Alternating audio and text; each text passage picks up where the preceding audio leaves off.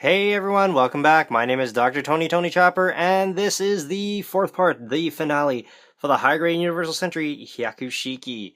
In this part, I'm going to tell you guys all of my thoughts, all my final thoughts, and give you guys a final score for him, and hopefully he does good enough to pass. Now, this kit clearly shows his age when it comes to the cons of the kit, and most of these things with modern day high grades are completely gone nowadays. First off, with things like the beam sabers. Why is the beam saber handle in that color? Usually you see things like this in SDs nowadays, so for a high grade to have this is very, very uncommon and kind of strange, especially when Bandai goes through the trouble to give us gold-plated handles in the back right here. Of course, they actually can move, and they have no hole, so you can't actually put the beam saber blade in, so that's extremely, extremely odd. Next up, we have the manipulator issue. Why give us so many manipulators if we can only technically use 3 of them? And the 3 are the plastic ones with the gold cover backing for the hand. All of the manipulators that come in polycap form, this entire sheet, or right around here, they all have ball joints. And why give us that when the part in the hand that's interchangeable is a peg? It actually can't fit in unless you shave it off, and even then, why would you want to use it, especially when it looks like this? It has nothing on it and it looks quite terrible in my opinion. Next off, we have other parts like the beam rifle. Now, this is a common issue with most high-grade kits, and that is there's a giant seam line down the middle. I can forgive that, but at least try to give me some gold or something here. Maybe even a sticker to fill that in. The clay bazooka has the same issue. It has a massive seam line. You're going to see this on many kits, even nowadays, so that's not too big of an issue. Now, those are the external issues, or the not very important ones. The major issues are Bandai thought they can get away with miscoloring the entire kit. And oh damn you, Bandai, why would you do that? There's so many areas on the kit that actually have silver only, or very, very light gold. When I mean light gold, we're talking like super light. He's supposed to be completely yellowish gold, that nice vibrant, hurts your eyes kind of gold. But that's one of the major issues of the kit. The consistency of the coating of the plating is not there. You have the silver on everything, of course, and then after that they're supposed to spray on this see-through yellow. It seems like some of the runners didn't get an even spraying of the see-through yellow, and in doing so, we don't get a very good color, really. It's kind of disappointing. Now, another issue this kit actually has is, well, mainly due to its age and the inexperience of Bandai at the time. In 1999, they weren't exactly that good at undergating anything. Even nowadays, if you get a gold-plated kit, not everything is going to be hidden in terms of the nub marks or anything else.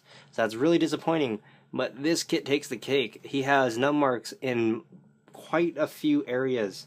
You're going to see them as well, and also the seam lines you're going to see are going to be in pretty obvious places. Not just the ones on the weapons that can be technically fixed with a bit of elbow grease and whatnot, but the ones like on the Fate, these ones are pretty massive.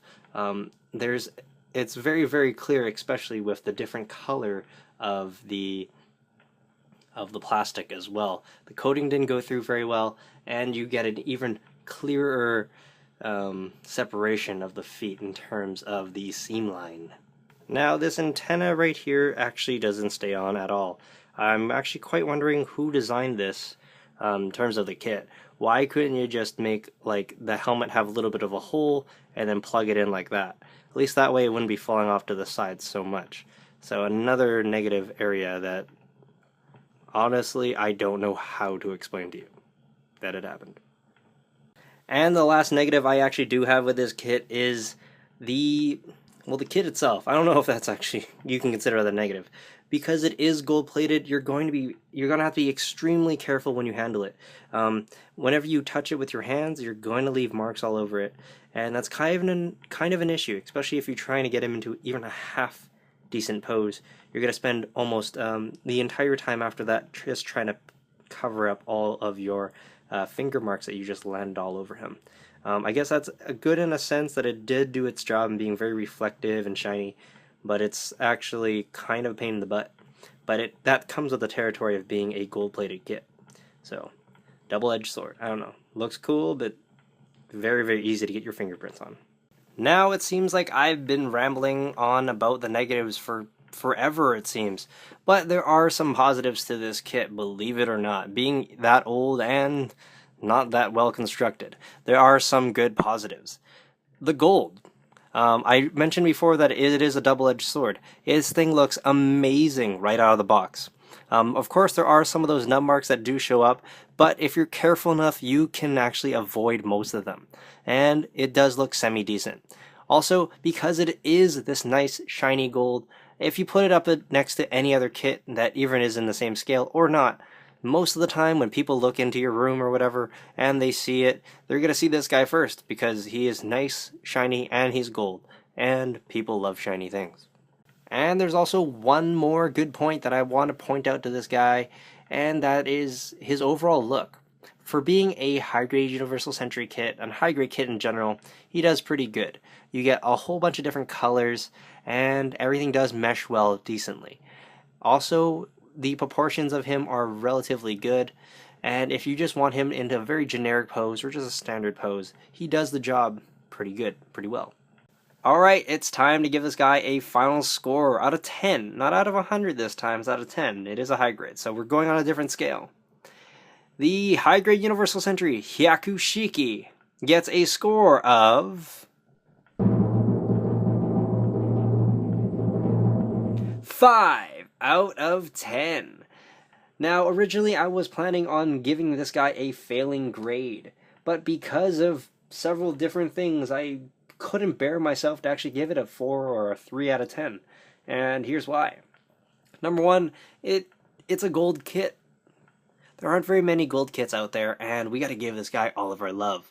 Number two, it is such an old kit as well, from 1999. So of course there are going to be a couple difficulties with it, and a couple things that need to be addressed. But we can't really do too much for that.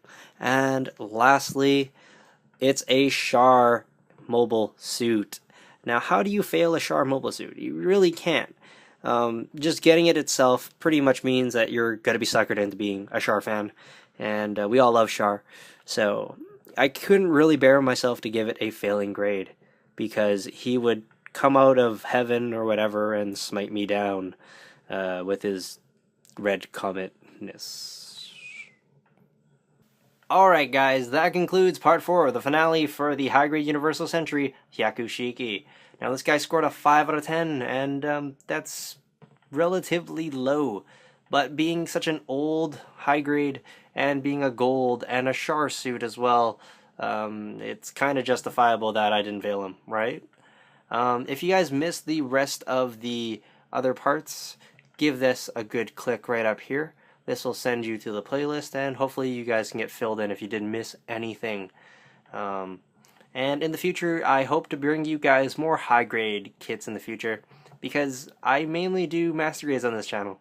And master grades may not be in the price range of everyone, so hopefully I can mix it up and give you guys a little bit of variety. Alright guys, my name is Dr. Tony Chapper, as I'm spinning. And I'll see you guys next time. Peace out.